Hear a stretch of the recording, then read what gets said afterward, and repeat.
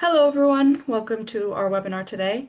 This webinar is being presented by Clean Energy Group, and the topic for today's webinar is Solar and Storage for Community Health Centers, a CrescentCare case study. And we have an excellent panel of guest speakers with us today, but before we pass it over to them, I'd just like to go over a few webinar logistics. All attendees are in listen-only mode, so your webcam and microphone are disabled. The chat function is also disabled, but if you would like to submit questions and comments, you can do so via the Q&A panel. We'll be saving about 15 to 20 minutes at the end of the presentations to address audience questions. So whenever you think of a question during the webinar, just pop it in the Q&A box and we will get to it at the end. Speaker bios will be made available in the chat as the speakers are being introduced. And finally, this webinar is being recorded. We will email you a webinar recording within 48 hours, and it will also be posted on CEG's website at cleanegroup.org/webinars. And with that, I'd like to pass it over to our host for today, my colleague, Olivia Tim. Thanks, Serene, and hi, everyone, and welcome to this webinar. We have a ton of fantastic speakers today. We'll have Seth Mullendore, who is the president and executive director of Clean Energy Group. We'll also hear from Sara Rossi, who is managing director of Direct Relief's Health Resiliency Fund, Joshua Cox, who is the CEO of Community Power South and a partner with Together New Orleans.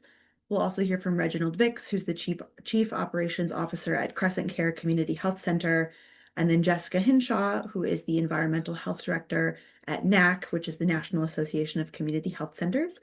But before we hear from all of them, I'd like to first acknowledge, next slide please, acknowledge that this material is based upon work that is supported by the U.S. Department of Energy's Office of Clean Energy Demonstrations under a grant for solar and storage microgrids for rural community health centers. The views and opinions of presenters expressed here in this webinar do not necessarily state or reflect those of the United States government or any agency thereof. So with that, I'm going to hand things over to our first speaker, who is Seth Mullendore from Clean Energy Group. Great. Thank you, Olivia. And thank you to everybody who's joining us today. It's great to have you all here. So just to kick things off, as Olivia said, I'm with Clean Energy Group. We're a national nonprofit organization. We work across the country to advance and enable greater affordable, reliable, clean energy for all. We work across several different areas. So if we go to the next slide, I'm be focusing on our work on the intersection of health and energy security. This initiative is something we launched several years ago to raise awareness of the interconnection between public health and access to reliable power, and to advance individual projects that bring solar and energy storage for reliable energy to health facilities providing health services, and to individual households that also have electricity-dependent medical conditions. So next slide. We're going to be hearing a lot today about some individual initiatives and projects that advance community energy reliability through solar and energy storage. But I'm going to provide a little bit of context here up front for what we're going to be listening to for the webinar today. So power outages have a direct impact on public health. Without an access to a reliable source of power, many individuals face health crises and often seek support at hospitals, which are one of the only facilities that are federally required to have a source of backup power. And this is usually a fossil fuel, diesel or gas generator. A power outage can be particularly of concern to individuals that rely on electricity to power medical equipment. There are around 3 million people nationwide that have registered as having equipment like an oxygen concentrator or an electric wheelchair that is dependent on access to energy to meet their health needs. When you add together that with people that are reliant on heating and cooling, electricity for heating and cooling in extreme heat or extreme cold, it's millions and millions of additional folks that rely on access to electricity for their health needs. For all of these populations, a power outage can create a health crisis, which can often turn into a visit to the emergency room, sometimes overwhelming hospital care. Sometimes folks are going to the emergency room for nothing more than access to an outlet, a place where they know they can charge their electrical device. Rural residents are particularly at risk during power outages because local health facilities might be closed, so they may not have a hospital nearby, may have to travel an hour or more to reach a hospital that has backup power. We've listed a couple of examples here of some studies that have been done after large wide-scale outages. In 2003, the Northeast blackout, respiratory device failure resulted in 65 emergency department visits and 37 hospitalizations over a couple of days. In 2019, there were widespread power shutoffs by the utility due to wildfire risk, and hospitals reported a 30% increase in ER patient visits. Next slide, please. So for many communities, community health centers represent the foundation of their medical care. There are over 15,000 federally qualified health care centers, sites nationwide, and they provide comprehensive, affordable primary care and preventative care services to medically underserved communities. They often provide these services at reduced or no cost to ensure that medical care is available to everyone. Having these facilities stay open during a power outage and during emergencies would greatly support and strengthen communities' ability to respond and improve the health impacts for community members. Next slide, please. So Clean Energy Group, as I said, we've done a lot of work in this space. A couple of years ago, we worked with the Florida Association of Community Health Centers and Direct Relief, who you're going to hear from next, to do a survey of federally qualified health centers throughout Florida. We had about 60% of the health center providers in Florida did respond to the survey. And this was done to assess their preparedness for power outages and the impact of power outages on the facilities. So what we found through the survey was that 83% of health centers stored temperature-regulated medications and vaccines. However, only 40% of them had backup power. For the remainder, it was their plan was to transport vaccines to another facility that had backup power during an outage, which can often be complicated when you have conditions like hurricane. When we surveyed what the cost of outages were, the health center facilities reported upwards of $300,000 per day of outage costs, and this can include the loss of temperature-sensitive medications and vaccines, canceled appointments, and other staff-related expenses. On average, the sites reported around $41,000 a day in lost revenue and during a power outages. Next slide. So while 80% of respondents said that they were interested in strengthening their emergency backup power plan and resources on site, only 19% of them had actually taken any concrete next steps in developing additional backup power plans. There are many reasons for that. As you can see in the graph shown here, the chart shown here, a lot of that has to do with the potential cost of backup power, both installation and the ongoing maintenance, as well as just not an understanding of what the options are, particularly newer technologies like solar and energy storage, and then capacity constraints. So work that the Clean Energy Group and our partners have done is really meant to address a lot of those barriers, and you'll hear more about that as we go through our presenters today. Next slide. So it goes without saying that more reliable power means more reliable healthcare. All the things that can happen that the health centers are reporting, loss of valuable medicines and vaccines, canceled appointments, not being able to continue care for folks that need it. All of that can be avoided when you have a reliable source of backup power. Now, for Clean Energy Group and for partners you're going to hear from today, that reliable source often means we're talking about solar and energy storage. The reason we talk about solar and storage is like a traditional fossil generator, it automatically islands from the grid. It becomes its own source of power for the facility and in critical loads during a power outage, just like a traditional gas or diesel generator. When you combine energy storage, battery with solar, you have a potentially unlimited source of on-site fuel. So as long as the sun is shining and there's enough sun to be able to repower the batteries, you can keep providing backup power for days and days. Even if the battery gets depleted, the sun comes back out, you can charge it back up again. So it's not dependent on fuel supply lines, which are often disrupted during emergencies. We've seen this again and again, particularly with diesel generators, but also gas during extreme weather conditions. Unlike traditional generators, solar and storage has no emissions, so there's no pollution from solar and storage. It's also very quiet, so generators can be very loud and disruptive. We saw that a lot in Puerto Rico after Hurricane Maria.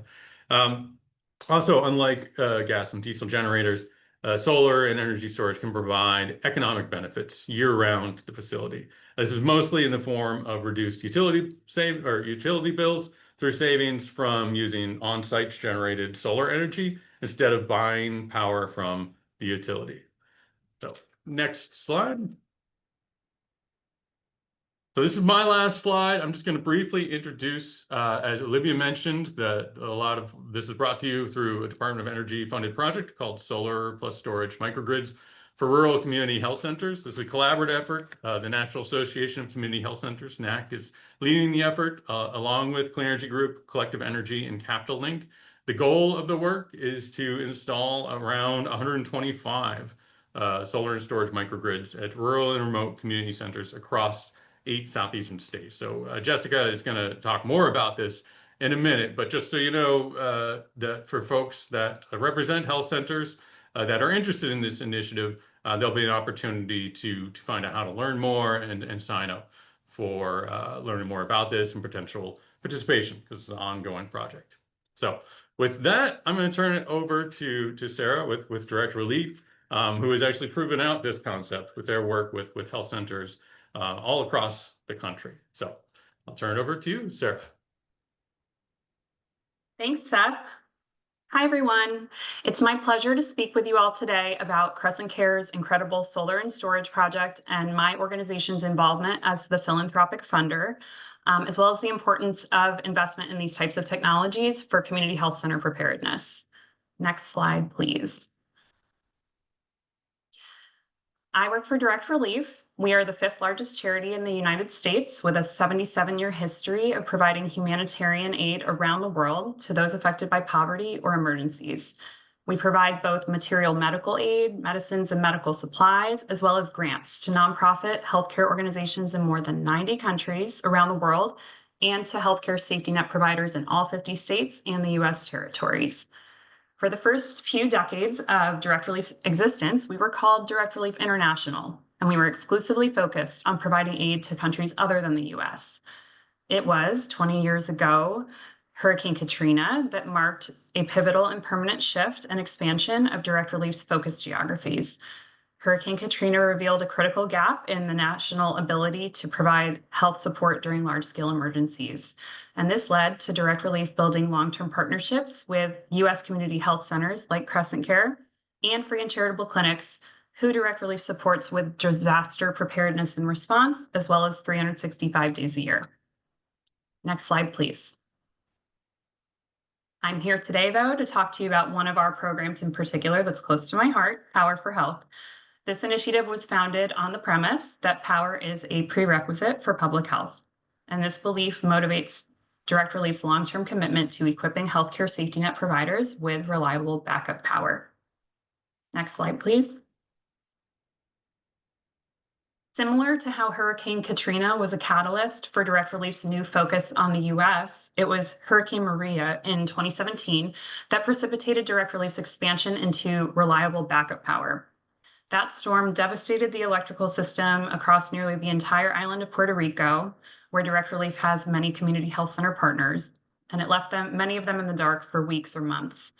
When Direct Relief asked its partners what they needed most in the wake of the hurricane, the resounding answer was power. We need power. With the support of the AbbVie Foundation, Direct Relief was able to fund the installation of solar and battery backup power systems at more than 50 locations that provide essential community services to Puerto Ricans, encompassing clinics, water pumps, fire stations, and laundromats. After that, there was no turning back from Direct Relief's involvement in power projects for health. We later dubbed the initiative Power for Health. Next slide, please. Lest anyone thinks this was an isolated problem in Puerto Rico, we have recent evidence from last year's Atlantic hurricane season that prolonged unplanned power outages continue to cause major operational and financial challenges for health centers and clinics. Seth just told you about a 2023 survey that we did in partnership with Clean Energy Group and others, but earlier in 2025, Direct Relief conducted another survey of safety net healthcare providers located in the 4 states most affected by Hurricanes Helene and Milton last fall. This was North Carolina, South Carolina, Georgia, and Florida, and we did it in partnership with the state and national associations of those health centers and clinics. Next slide, please. More than half of the responding organizations had to close their doors to patients due to power outages caused by one hurricane or the other, leading to more than 28,000 patient visits canceled or postponed, and a median of 50 missed patient visits per organization. The median duration of a power outage for those that experienced storm-driven losses was just under 2 days. And while not all organizations lost power, some of those that did suffered great financial loss. Half of the organizations that responded to the survey have no backup power whatsoever at any of their clinical sites. Next slide, please. These survey results underscore the importance of reliable backup power for community health centers and free clinics, which serve populations who may have nowhere else to go in the event of an outage. Enter Power for Health. This is one of Direct Relief's flagship grant-making programs that contributes philanthropic capital to health centers and clinics for the design, installation, and ongoing operation and maintenance of customized solar microgrids. This allows health centers to, in the event of an outage, stay open for patient care, minimize impacts on emergency rooms and the broader health system, and ensure viability of precious refrigerated medications and vaccines. Next slide, please. Power for Health offers myriad benefits to health centers who own and operate the solar microgrid systems that we grant fund. This includes resilience to power outages, cost savings due to decreased utility bills, and lower carbon emissions. Next slide, please. In 2021, Hurricane Ida struck New Orleans, and CrescentCare, a community health center in the heart of the city, suffered a days-long power outage, which caused them to lose $350,000 worth of medications and vaccines. Luckily, Direct Relief had received an influx of cash donations that we were able to channel into a grant to CrescentCare to support their vision of a reliable on-site backup power system so that they would never again be in that position after an extreme weather event. Next slide, please. Direct Relief's $650,000 grant to CrescentCare was used to fund the design and installation of a bespoke solar microgrid paired with a generator, which you will be hearing about much more shortly from Reginald Vicks of CrescentCare. In 2023, CrescentCare became the first solar and battery-powered resilience hub in the Gulf South, and through its partnership with Together New Orleans, who you'll also be hearing from soon, became the state's first community lighthouse. So not only was there the grant at the time worth $650,000, but it continues to yield financial dividends for CrescentCare because they accrue savings of approximately $15,000 per year from the solar offsets to their monthly bills. They are not only a model for New Orleans and the community lighthouse network across that city, but they served as a model for replication across the United States. Next slide, please. At the time, CrescentCare was one of Direct Relief's only Power for Health projects. But fast forward to 2025, and to date, Direct Relief has invested more than $35 million in 76 grant-funded permanent installations of solar PV, battery backup, or both at community health centers, free clinics, and tribal-serving health facilities across the United States and Puerto Rico. In addition, through Power for Health's international program, we've supported more than 2,500 solar, battery, generator, or microgrid projects in 22 low and middle income countries with investments totaling nearly $18 million. Next slide, please. I invite you to learn more about Direct Relief's Power for Health initiative at our website, which is directrelief.org. And my contact information is on this slide. This work is important and urgent and needs all of us to play a role. Thank you.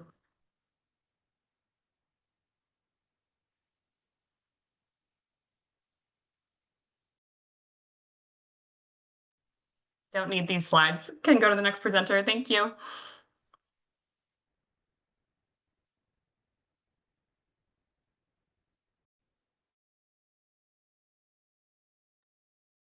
Hello, everyone. My name is Josh Cox. I lead Community Power South.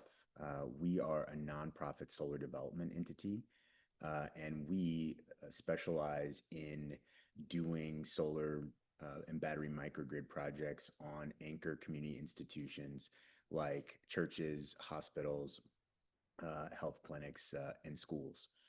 I'm really excited to be here today to talk about the Community Lighthouse Initiative.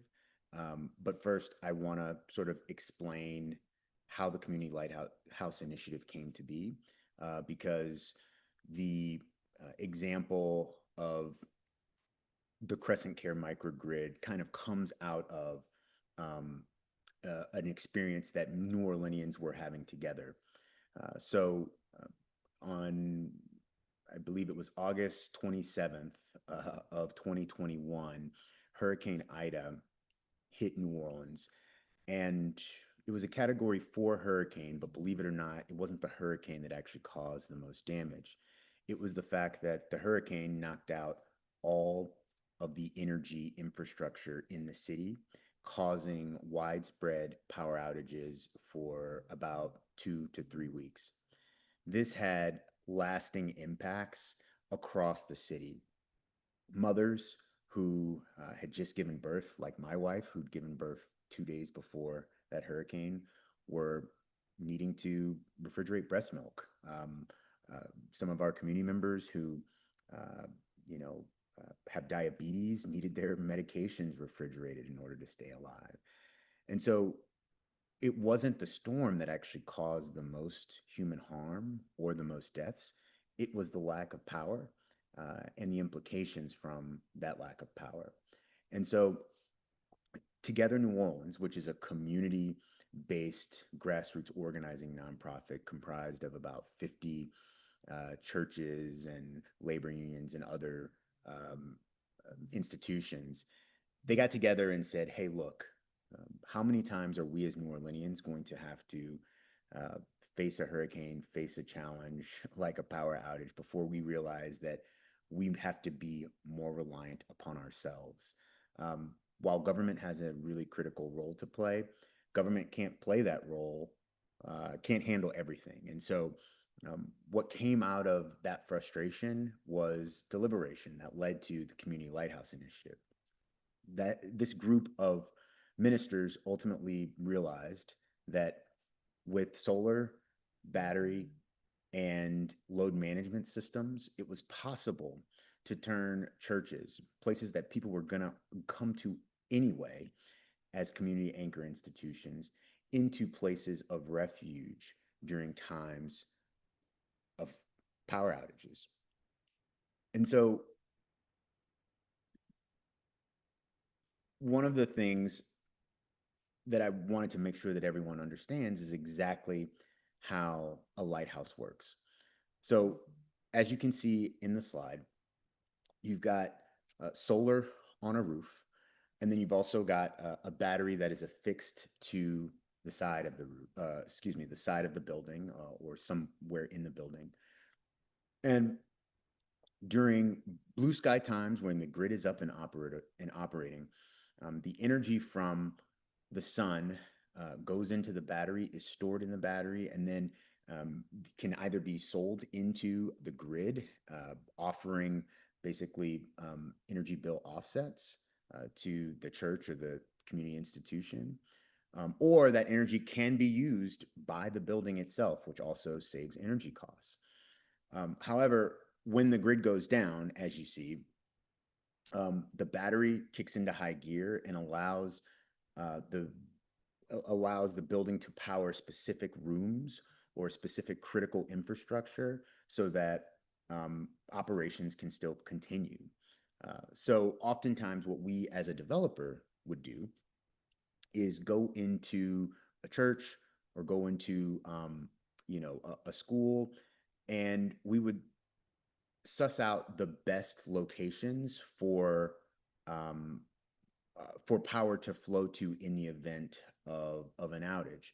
You generally don't want to have huge areas like gyms or sanctuaries be the place where that ultimately end up getting powered, because those take a lot of energy to cool. Instead, you want fellowship halls or classrooms, places that have a smaller square footage footprint, and that you can also segment so that you can only use the energy that you need depending on the situation and depending on what rooms are needed. Now, the community lighthouse model, which CrescentCare is a part of, does a couple of key things. Volunteers from these anchor community institutions mobilize as soon as the power goes out. Those, we call them lighthouse keepers, they send out messages to the community members that are in their service radius. Now, their service radius is, about a 10 to 15 block radius around where the institution is. And a couple of times a year, each lighthouse and lighthouse keeping team is tasked with going out to members of the community and introducing themselves, but also doing a needs survey of the people in their immediate vicinity, so that when a storm does actually come and when the power does actually go out, that lighthouse is able to send out text messages to their neighbors who they've met, letting them know the hours and what services are going to be available at their particular lighthouse. Oftentimes, these lighthouses end up offering food, water, most importantly, cooling and heating centers, places for folks to recharge their batteries, as well as to, manage cooling insulins or other medicines. And I think the really critical part to remember here is that this is about social cohesion. The solar battery microgrid is but a tool, but the magic of the community lighthouse model is that the people are there to care for each other. Neighbors who know each other, who see each other in the grocery store, who might see each other at the high school football game or at the second line or at the parade, they are going to be there for their neighbors when times are toughest. And the solar and battery microgrid just allows that process to happen more easily and efficiently. Now, our goal is that no New Orleanian is living more than a 15-minute walk from a lighthouse in the event of an outage. As of today, in Orleans Parish, we have 14 lighthouses that are active. We are currently building one more, a 15th. And statewide, we have 17 total. And by the end of this year, hopefully we will have an additional 5, bringing the total up to 22 lighthouses in the state of Louisiana. I wanted to give you all an opportunity to look at what some of these lighthouses in New Orleans look like.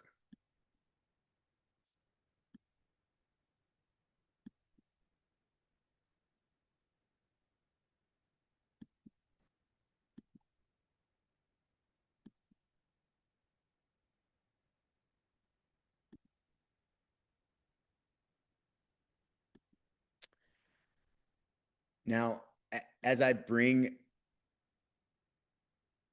this presentation to a close, we actually got the opportunity to test this in real time. So last year, Hurricane Francine hit New Orleans. And by our standards, it was very much a baby hurricane. It was maybe a Category 1 or a Category 2. But the power did go out for between 48 and 72 hours. And when that happened, we had lighthouses that immediately sprung up within 12 hours of the outage or of the hurricane passing. And so this is an example of the power of this technology mixed with social cohesion and relationships. This is a video that we can email out after this presentation that shows a lighthouse in action during Hurricane Francine while the power was out. This is First Grace, which is a church that is in Mid-City New Orleans. And this is the head lighthouse keeper. And she is taking a young man who just learned about the lighthouse through text message, signing him in. And then he would go into this room right here, which is the fellowship hall for the church. And as you see, part of the room is a charging station. The other part is just a part cooling centers. You see these folks right here, just taking a load off and getting some AC. You've got kids playing. And then also part of it was a command center as we were trying to reach out to neighbors to figure out like who needed what, when, and where. And so all of this, the social infrastructure, like the ability to reach out and check on your neighbors, all of that is made possible by the fact that we had power. During Hurricane Francine, 9 of those lighthouses opened. They served about 2,300 people, provided about 1,800 meals, distributed 4,000 bottles of water, sent 150,000 text messages to folks, distributed deployable batteries, which is something that we're looking to get more into, and mobilized, over 100 volunteers. So what you're going to hear about next is what the Community Lighthouse Initiative looks like when melded in a healthcare context. Like you heard from Sara and Seth, healthcare centers are actually facing challenges that some of these other community-based and anchored institutions are not. Churches do not have thousands or hundreds of $1,000s worth of vaccines that they need to, keep refrigerated and to preserve. And so it's really beautiful that Together New Orleans got to be a part of this CrescentCare microgrid because it kind of melds two things that New Orleans really needs. The social fabric that allows us to survive with the public health infrastructure that allows us to do so healthily. So with that, I will turn it over to Reginald Vicks from CrescentCare. Hey, thanks, Joshua.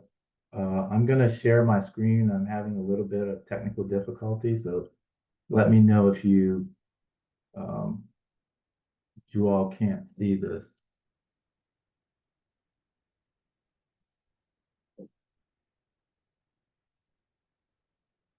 Okay.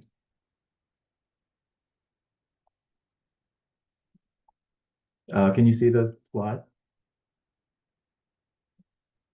You can see them. They look great. Okay. So my name is Reginald Vicks. I serve as the Chief Operations Officer for CrescentCare Community Health Centers here in New Orleans. And I'm just going to give an overview of our Lighthouse project and the impact of becoming a lighthouse and how we have proceeded to serve the community as a result of becoming a lighthouse. So obviously, our mission is to serve the entire community and provide whole person health and health education and services. Becoming a lighthouse has definitely helped us reduce barriers to care. And we also, it puts us in a better position to support all members of our community. We have 4 locations. The Lighthouse location is located in New Orleans at our St. Roch facility, which is our largest facility. It's about 65,000 square feet. We serve almost 14,000 unique clients a year, and we have about 275 employees, and we're still growing. Multitude of services, and just to give you an idea of the impact of IDA, all of the services that you see listed here are provided at one location. So it's really a one-stop shop type of environment. When COVID hit, and this was prior to becoming a lighthouse, we were one of the first non-hospital testing sites in Louisiana, serving over 19,000 vaccine doses to the community. Just to give you sort of a perspective on impact. I wanted to highlight that we're, as an FQHC, we're funded through HRSA and through the 330 grant. And part of that Public Health Service Act includes, providing additional necessary services for supportive primary care, including environmental health services, and addressing environmental issues that can affect the community. And you'll see, obviously, hopefully, you'll see how that is enhanced our ability to provide and support this by becoming a lighthouse.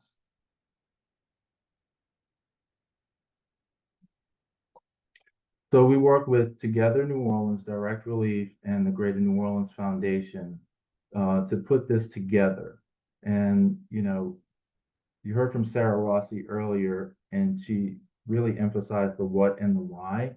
And I want to also emphasize the how, because becoming the first lighthouse in the state of Louisiana came with its challenges, because once we become a lighthouse, how do we integrate with the community? So we work with multiple community partners.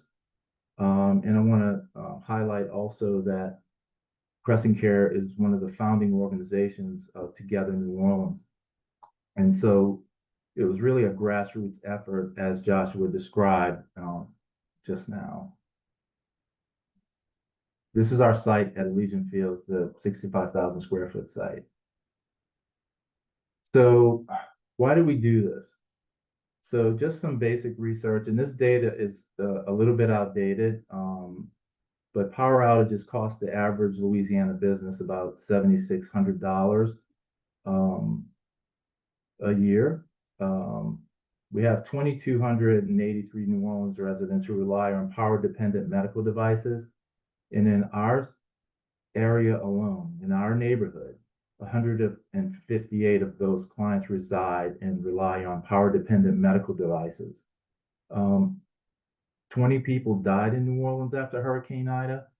And as you heard Joshua express, a lot of that was due to power outage. So again, was talking about the why. We wanted to make sure that access to care would not be interrupted. So being a lighthouse and having this backup power source ensures that our services are available to the community.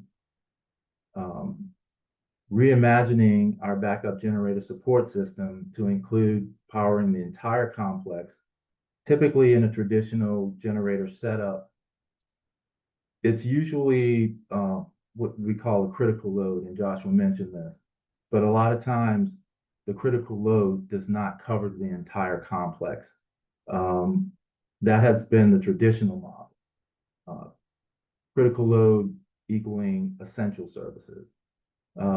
We feel like all of our services are essential, and as an FQHC, we serve some of the most vulnerable in our community.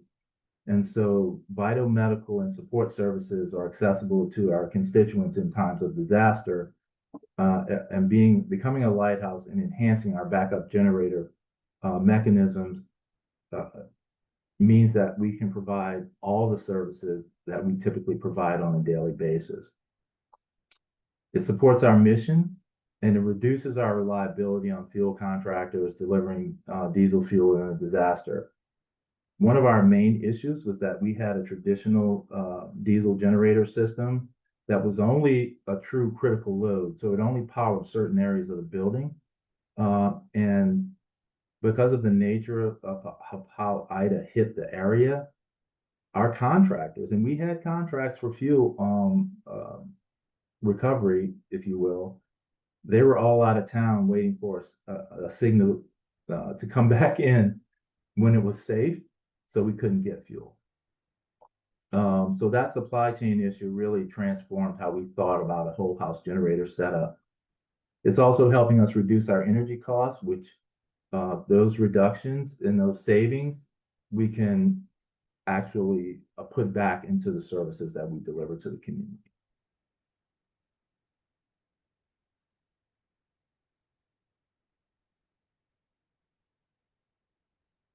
Let's see. There we go. So talk about the why: service to the community and environmental stewardship.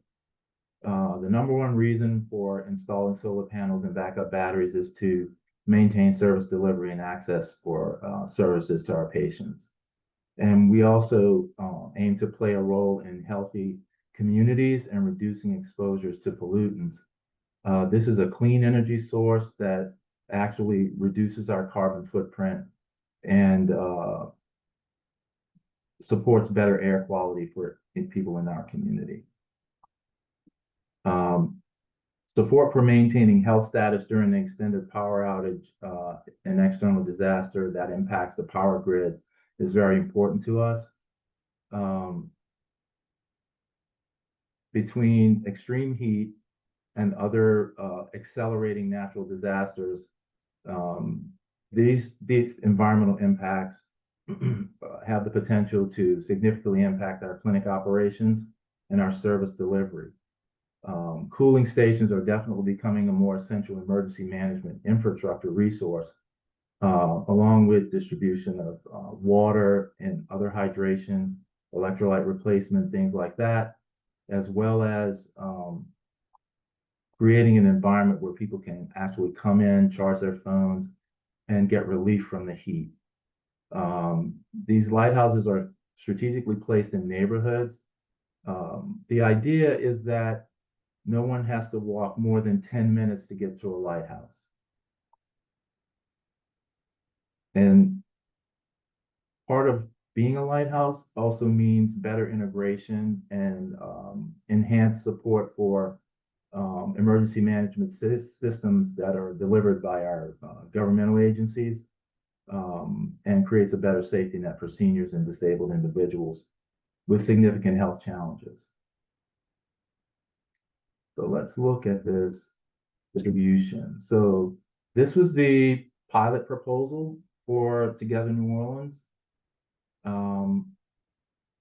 And we have actually, as Joshua described, almost hit the first 16 that were planned.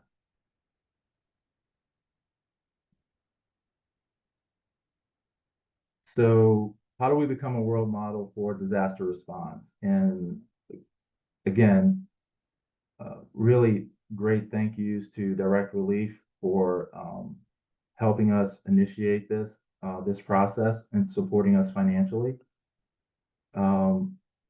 So basically the vision is to build the infrastructure, expand the network of response institutions, and then train the teams on how to integrate these huge resources into the overall emergency management system. So our microgrid has become a reality.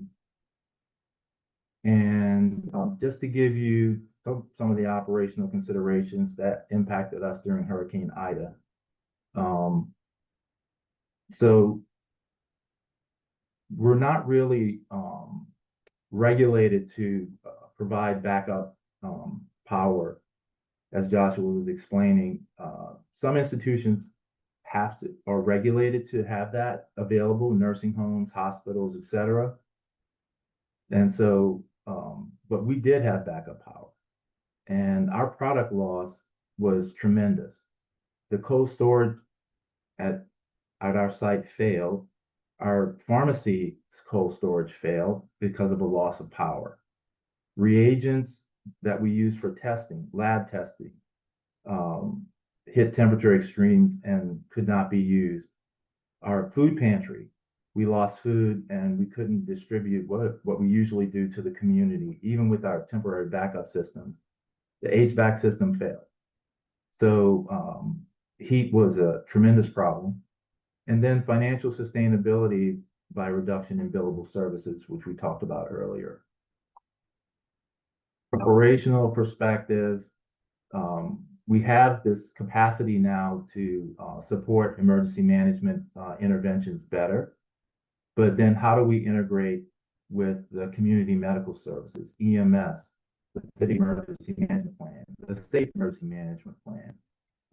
And how do we maximize use of our resources? So these are the things that we're working on from an operational consideration perspective as a new resource in the community.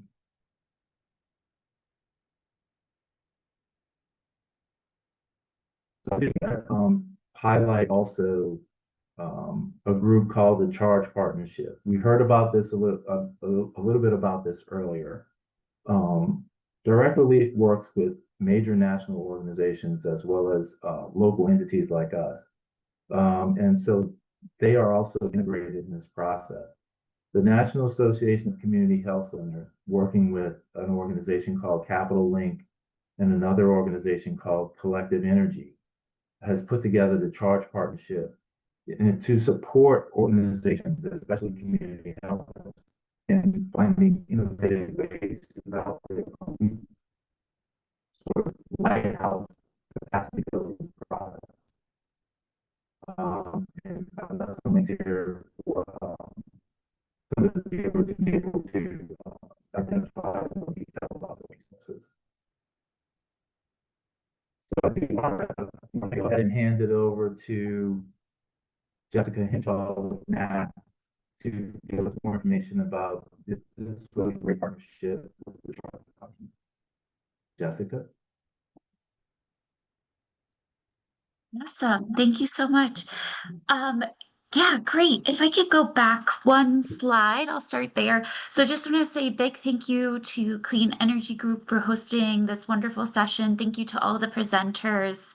And, I think I'm really here just to kind of summarize what other folks have been talking about and leave us with a few resources if you wanted to get started on this work. So I'm not seeing the slides anymore. Oh, perfect. Thank you. So I'm Jess Hinshaw, Director of Environmental Health at the National Association of Community Health Centers. Reginald just mentioned this partnership, which I'll highlight really quickly. But all of us here on this webinar are happy to be a resource to you. We're really excited to get to the Q&A portion of this webinar, answer any questions, share contact information, and we're just grateful for all of you being here today. But for the Charge Partnership, this is a collaboration between the National Association of Community Health Centers, Capital Link, and Collective Energy, where the National Association, we provide education resources about solar panels and backup batteries to health centers. Capital Link can help support health centers in strategy planning and looking for funding resources. And then Collective Energy is a solar developer, and we have our website listed there. But what we do collectively, and we work with also most of the partners here on this call, is just really try to provide turnkey solutions for health centers to really walk health centers through the entire process of understanding solar panels and backup batteries and how they are an important resource for health centers, to finding and exploring funding opportunities, to planning the system, installing the system, and putting out RFPs for installation partners and securing equipment. So really, we're trying, we know health centers are incredibly busy, and it's really our goal to have this one-stop shop where they can come to and we can support them in this work if they're interested. Next slide, please. So we really, like Sara presented earlier, Hurricane Maria was also a big catalyst for us as well. And then learning from the experiences of direct relief in response to Hurricane Maria and how health centers with solar panels and backup batteries and subsequent power outages on the island were able to maintain their operations, keep serving their communities, just really learning from that experience and thinking, wow, this is a model that can be applied to other health centers across the country. And that's really what we're here to do, is just help health centers,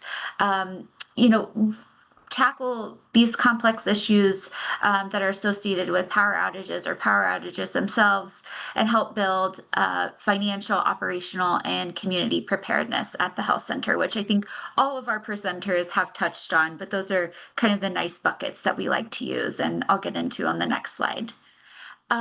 So we say that solar microgrids really touch upon these three buckets, which are financial preparedness, operational preparedness, and community preparedness. So financial preparedness helps health centers and other organizations who have solar microgrids to reduce financial losses from closures, and in the case of health centers, lost medications and vaccines.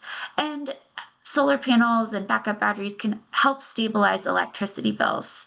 We also speak to operational preparedness. In the case of health centers, this means continued patient care, even when there are power outages, with the caveat of course, it needs to be safe for staff to arrive to the health center and be able to perform their jobs. And then finally, community preparedness. So like you heard, Reginald and other presenters here speak to today, health centers have a history of contributing to emergency response. We like to say they are the first and last responders in an emergency situation. So they're there providing on-the-ground support during emergency, and then they remain after an emergency is done with, at least the critical acute part, and folks are, getting more towards the recovery part. As you heard Reginald explain, health centers with solar microgrids can act as preparedness hubs or lighthouses.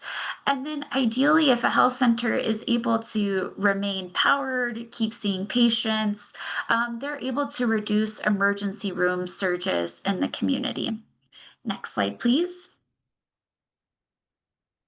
And this, Sara has had a great slide of this information as well, but we do have a solar story map that is available, and I'll make sure the link is shared out here. But what this does is it provides a map of health centers that have gone forward with installing solar microgrids, and shares a little bit about their stories. So it will show pictures, if they have posted things on their website or any communications about their solar installations, we've linked those there. And you'll see just a variety of different ways these projects have been funded. So you'll see the ones here that where funding has been provided from direct relief, funding from other sources. So it's just a great tool if you're wanting to get into more of the stories and understanding why different organizations got into this work. Next slide, please. And then the call to action today is if you are a health center located in the rural Southeast, which you can see the states listed on the slide there, 8 states, and by we I mean NAC, Clean Energy Group, Collective Energy, and Capital Link have a cooperative agreement with the Department of Energy to work to install up to 125 solar and storage microgrids at health centers across those 8 states that are listed. The funding in this initiative covers at least 70% of the installation, and then Seth will get into this because there have been some changes, but with tax, IRA, Inflation Reduction Act direct pay rebates, almost 100% of the systems can be covered with the funding that comes from this cooperative agreement, as well as the direct pay rebates. So if you're a health center, this sounds like it's of interest to you, and you're located in a rural area that has 10,000 or less people living in your city or town, we would love for you to get in contact with us, and we can evaluate if this program makes sense for you. So if you're located in the rural Southeast, we have a link here, and I think it will be dropped into the chat. Or you can use the QR code to find out more about this Department of Energy program and fill out what we call an intake form. And then if you're not located in the Southeast, but you're a health center interested in this work, you can also submit a little bit more about your organization, the questions that you have through our Charge Partnership website and contact form. And we are happy to get in touch with you, share more information. And our partner Collective Energy does provide free system designs for health centers. So next slide, please. And we have had just a real pleasure and great opportunity to learn from both Reginald and CrescentCare, as well as Direct Relief. And we've compiled, and it's about to come out within the next month, a community health and power hub playbook, which really gets into how can health centers, really almost replicate what Reginald has been doing at CrescentCare and become health and power hubs, or what's known as resilience hubs. So it really gets into considerations for planning and funding to become a health and power hub, gets into the partnerships and the emergency management planning, and then even speaks to lessons learned about activating a health and power hub. So really looking forward to sharing that information when it's available. And with that, I will turn it over to Seth, who's going to share a few updates about the Inflation Reduction Act direct pay rebates. Great. Let's go to the next slide here. That slide, yes. And I will we'll get a link out. Clean Energy Group recently posted an article on this, but yeah, as Jess said, and you may have heard, there have been some changes this year to the investment tax credit for solar. This was passage of the One Big Beautiful Bill Act in July. With the passage of that, first off, it's still there. We still have the investment tax credit, and direct pay is still there. For those of you that don't know, direct pay is a way for nonprofit organizations, folks that do not have a tax liability, to access those tax credits through a payment. So nonprofits can directly access the tax credits through a direct rebate payment. That was not previously available, became available a couple of years ago. So changes to the program for residential systems, which is not these, but residential systems at the end of the year, that tax credit is going to go away. For the types of systems we're talking about, these commercial systems, so the types that would be installed on community facilities and community health centers. There's several different deadlines, and we have a chart that lays out some of this. The first is by the end of this year, so December 31st, 2025. Projects that start construction before that are not going to have to deal with new foreign entity of concern policies that we're still waiting for further guidance from. Basically, what those mean are that you can't be using equipment that includes components up to a certain point from what are called foreign entities of concern. These are countries like China, that a lot of solar and battery storage equipment actually does originate from. So there are companies that you can get American-made components that will qualify for that. But just to know, you have to start construction before the end of the year before those constraints take place. The second date is that projects that begin construction prior to July 4th of next year, July 4th, 2026, those projects will be eligible for the ITC. For projects of the size we're talking about, this is under 1.5 megawatts. So almost, I think all the projects we showed you here today probably fit that size. Those are pretty big projects for a building. They will be eligible as long as they've started and committed 5% of the funds for construction. That's kind of the qualifier for construction starts. And if they do that before July 4th in 2026, then you have 4 years in order to complete the project. That's the option A, to be eligible for the tax credit and direct pay. So you can get it up through 2031 after you've started construction there. The second option, so if you don't start construction, qualify for that by July 4th of next year, you can still be eligible for the tax credits as long as your project is fully completed by the end of 2027. So December 31st, 2027, if your project is up and operational, then you still are eligible. So hopefully that wasn't too confusing. Like I said, there's more information, more detail in that link. And I encourage you to go there or raise a question during the Q&A, and happy to address it to the extent that we can. So with that, I believe, are we at the end of the presentations and can open it up? Looks like it. And yeah, please feel free to reach out to me as well. It's just seth@cleanegroup.org. All right. Everybody can come back for the Q&A.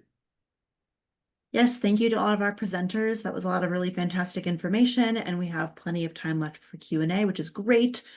I'm going to start off. Actually, Sara, if you're available to come back on camera as well. Awesome. Welcome, everyone. So I'm going to start with a question for CrescentCare. Some interest in kind of exploring and understanding more about how this project has changed how CrescentCare Health Center views its role in the community now as no longer just a healthcare provider, but also as kind of an anchor in the community that can provide these services during outages. And with that, has the implementation of this project kind of increased any community knowledge or interest or appreciation for microgrids and solar and storage generally? Oh, it's a great question. First of all, the Community Lighthouse Project has sparked a lot of interest across the area and across Southeast Louisiana. We now have several community health centers who are planning new construction or renovation on current structures, who are integrating solar microgrid technology into their architectural design. So they're taking advantage of that on the front end as a primary investment. The other really cool thing is that it has allowed us to really have very robust conversations with our city government around how do we integrate this resource into the city's emergency management plan. Just a little side note, in August, our site, our community lighthouse site, experienced 4 power outages. And they all happened in the middle of the night. Our battery backup system powered the building, and we didn't lose a thing. Yeah, and so that was really exciting because we could open the doors the next day, and everything was functioning. And so we didn't have to cancel visits. We didn't have to worry about losing products. It worked beautifully. Also, we have a lot of foot traffic in our neighborhood, so it's really enhanced our capacity to be an area of refuge in the community. So it's become a habit for a lot of our community members now to come in to charge their devices. And which, we have setups for that in our facility. And so it's really been a game changer for us. The last thing I'll say is that it allowed an entree for us to speak to some statewide partners about in the event of a major disaster to stage at our facility. So I'm talking about law enforcement, I'm talking about National Guard services, I'm talking about EMS services. So we're having those conversations on an ongoing basis to really optimize how we can utilize us as a resource. Awesome, thank you. That question kind of leads me into the next question, which is about kind of the process and engaging with the city of New Orleans and any and reviewing the municipal codes to ensure that battery storage and solar were permitted in the zones where the lighthouses were installed, and just kind of generally navigating that process. How difficult was that? Were there any kind of things you might do differently if you were to go through this process again? Is that a question for me or for Joshua? Go ahead, Reggie. You start and Okay. I'll chime in. Sure. Actually, part of the funding for the Community Lighthouse project initially included a contribution from the city of New Orleans. And so they were in support of this project from the very beginning as a community-wide project. And it's allowed us to get before the city council to talk about things like net metering, to talk about things like virtual power plants and being able to serve other community members if we aggregate microgrids into a larger unit. It's allowed us to speak to our energy provider in New Orleans about what they're doing to support clean energy development.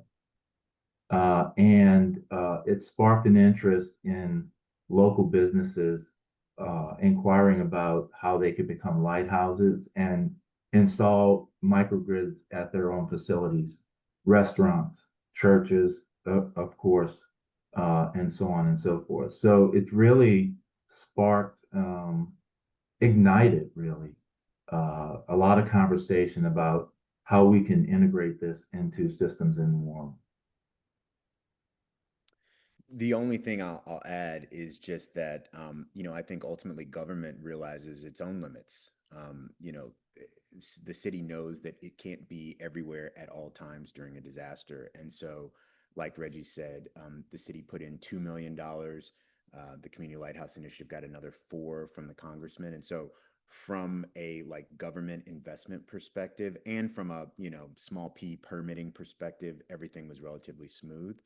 I think one of the advantages that New Orleans has is that the utility is regulated by the local municipality, which is not the case for, other cities throughout the state of Louisiana. So that means that an organized group of 50 community organizations can have an outsized impact on not only what happens in the way of revenue or resources being directed at certain projects, but also on just energy policy in the city writ large. And so that's kind of a large part of how the Community Lighthouse Initiative got started and has continued.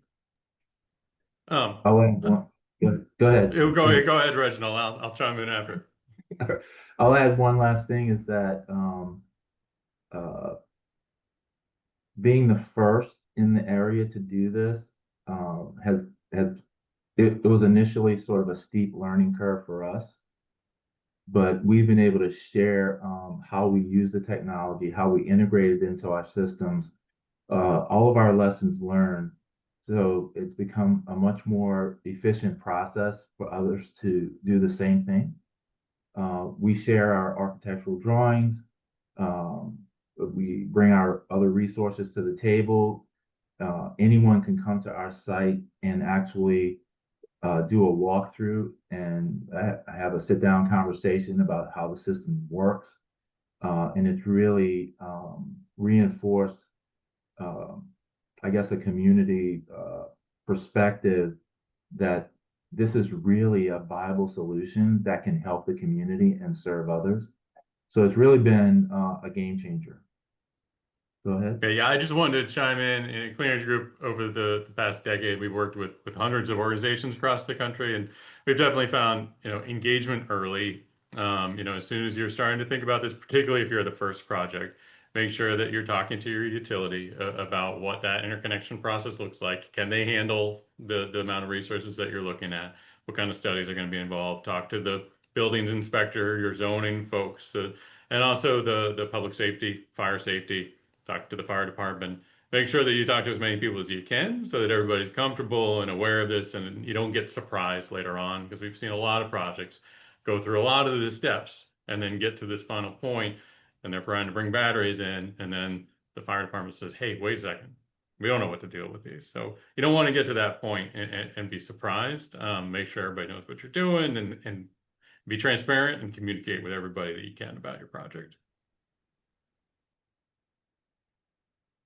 I kind of wanted to add on to that question a little bit with a focus on the Southeastern Rural Community Health Centers grant opportunity. And if anyone wants to speak a little bit about how the permitting requirements, code requirements, and zoning requirements are navigated in that project, like what kind of support might a health center expect throughout the process? Sure.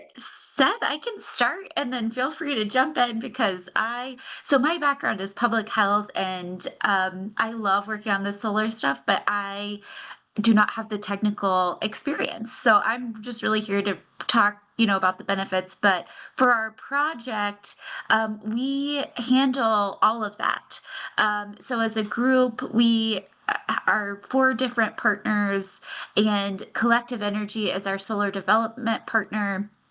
And what they'll be doing is working with other partners, like installation partners, et cetera, to take care of all of that permitting, interconnection, all of that good stuff. So that's not anything that anyone has to worry about in our project. But Seth, maybe I'll turn to you if you feel like there's more details that needed to be added there. Actually, I feel like you covered it quite well. Collective Energy is just said, they take care of it for you, and that's a lot of the point of this, is to make the process as simple as possible for the health centers that are participating. I mean, just as an example, and we found some things in Kentucky in a certain laws there around net metering and sizing of systems.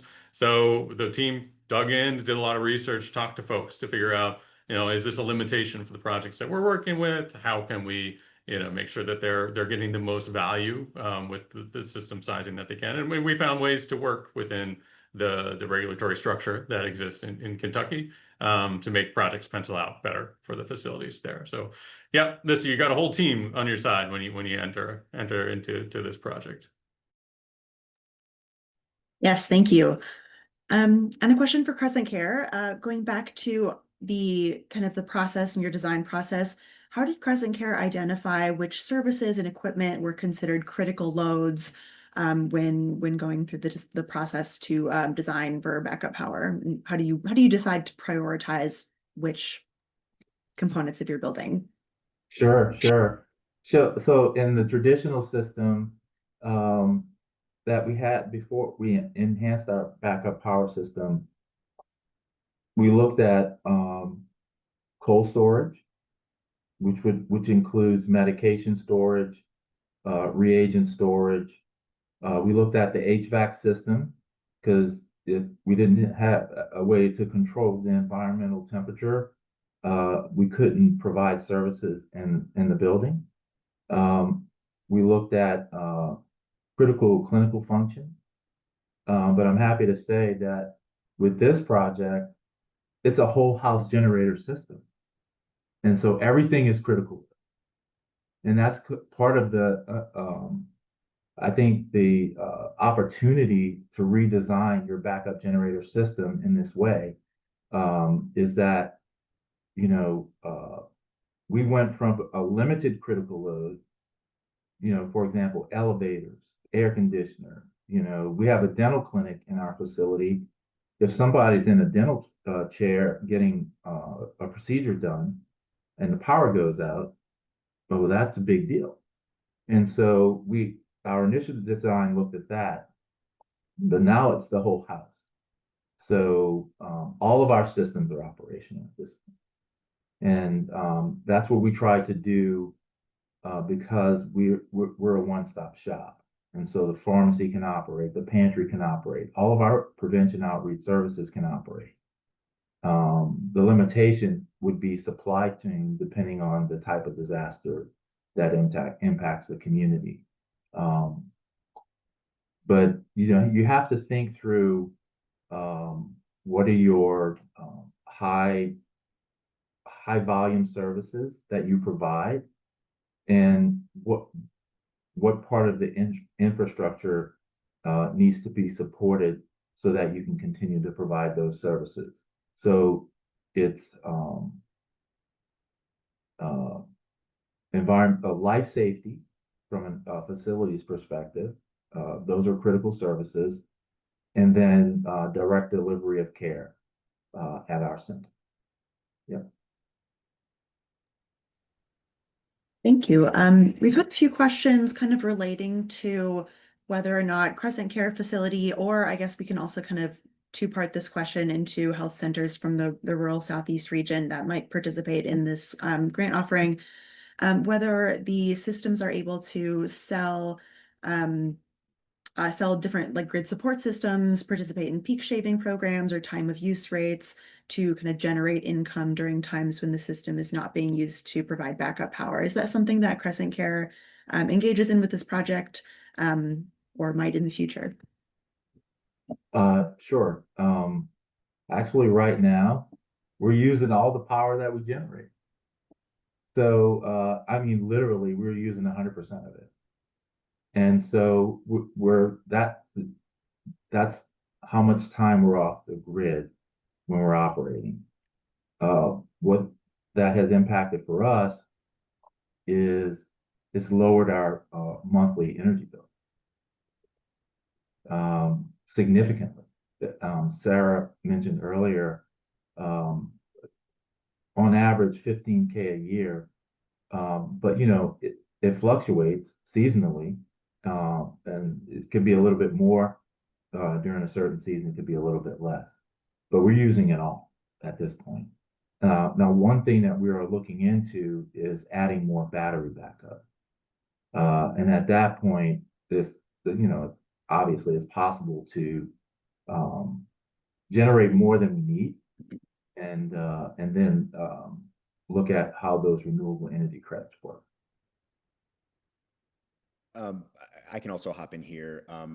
In Louisiana, I don't know if it's a good or a bad thing, but energy is really cheap here, and so unlike in some other markets where energy is more expensive, we don't yet have the regulatory environment that allows for sort of energy triage in that way. I do think that we are starting to move towards potentially policy changes that could give battery owners more compensation aside from just simple net metering, but we aren't there yet.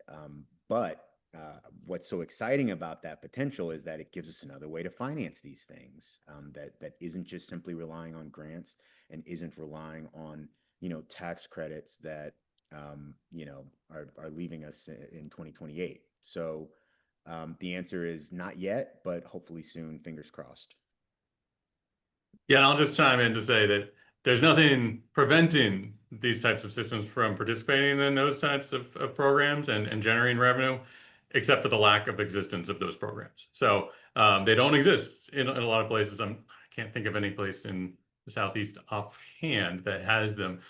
But we're working with a couple of health centers in Vermont in the early stages, and we're planning to talk to the utility that serves them that does have a program where there's a virtual power plant program where they call on a bunch of residential batteries to lower their costs by tapping into those batteries.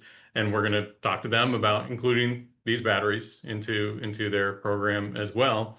And in the past, they've done this where they paid an upfront portion of the battery so that they get access to it to be able to do this. Now, we make sure that they don't do that when we're expecting a major storm or there may be a need for backup power. But other than that, they can tap into it to lower costs for all ratepayers and provide a financial benefit to that facility. So these exist in some other states as well.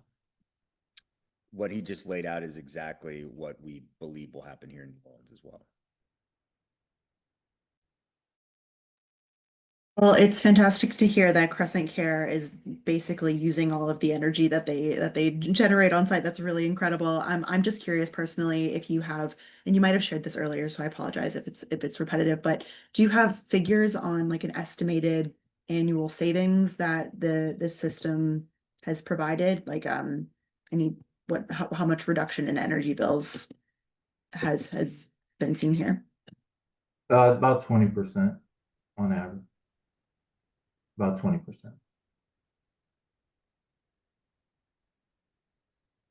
All right. I have another question here, kind of specifically maybe geared towards the grant opportunity for health centers in the Southeast, but CrescentCare folks, feel free to jump in as well if this applies. But for folks that might be interested in installing solar and storage at their health center, what type of technology options are available to integrate? I know CrescentCare has the diesel generators that are a part of their system, but for other health centers in the Southeast, are you eligible to participate if you have an existing diesel generator? And are there options to kind of integrate other technology options like vehicle to grid, EV charging, things like that?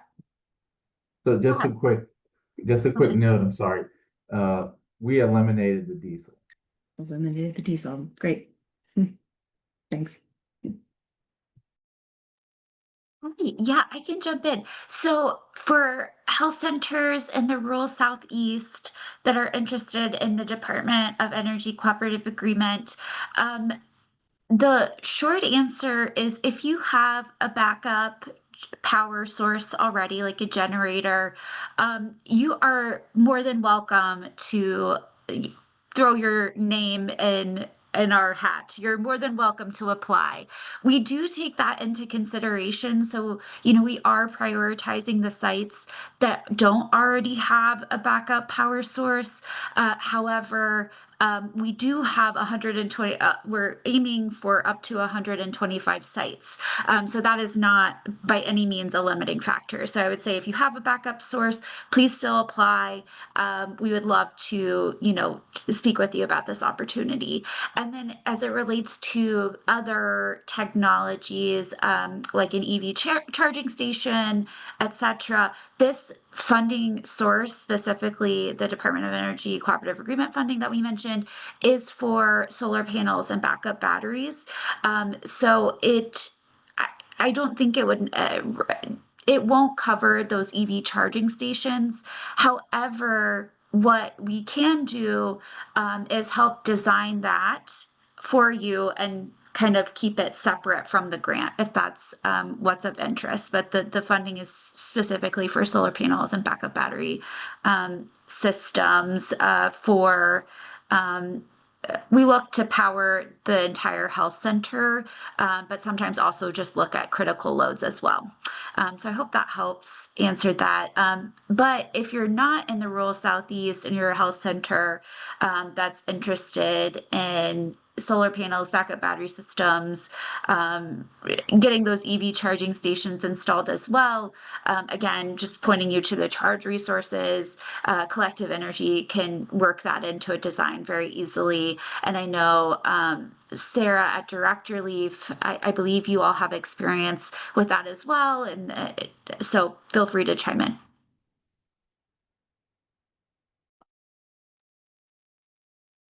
Yeah, just to say that some of our projects design around an existing backup power source, and we can do hybrid or just pure solar and battery. Great, thank you all. We had a question about the solar tax credits. So were the projects discussed today? I think that this person is referring obviously to CrescentCare and then any of the additional community lighthouse projects. Were they at least partly dependent on DOE funding or the solar tax credits that exist? Or were any of the community lighthouse projects privately funded from donations or through nonprofits? Well, part of our model for funding lighthouses statewide does include availing ourselves of the direct pay renewable energy credits.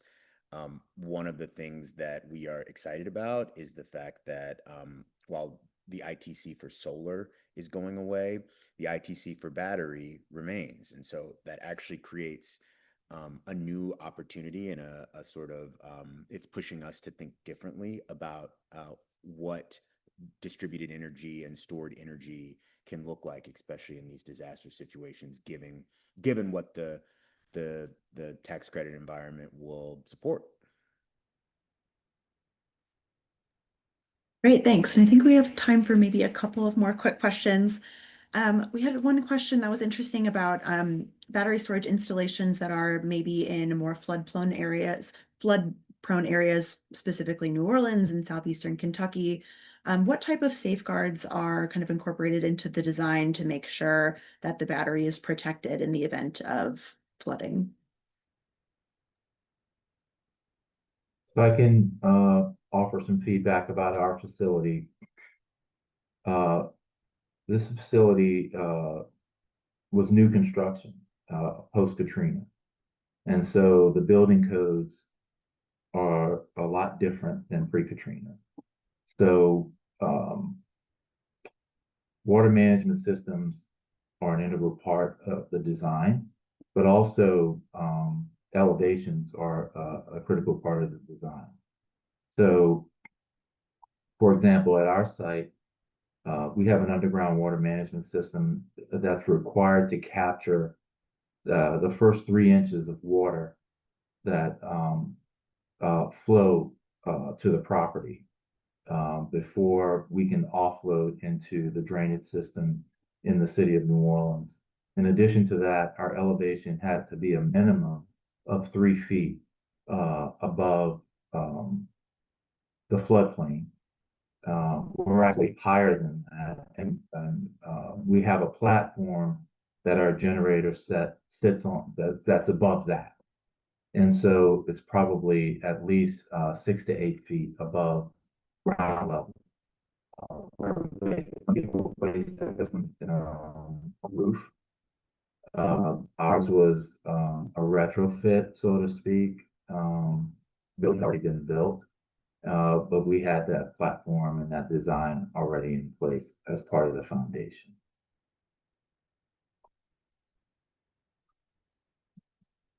All right, well, I think we are just about out of time for questions for today, and I'll pass things over back again to Zareen in just a moment, but I want to thank all of our presenters for all of the fantastic information and for sharing today, and thank you to all of the viewers for attending and asking great questions. So with that, I'm going to hand things over to Zareen, and thank you again, everyone, for joining.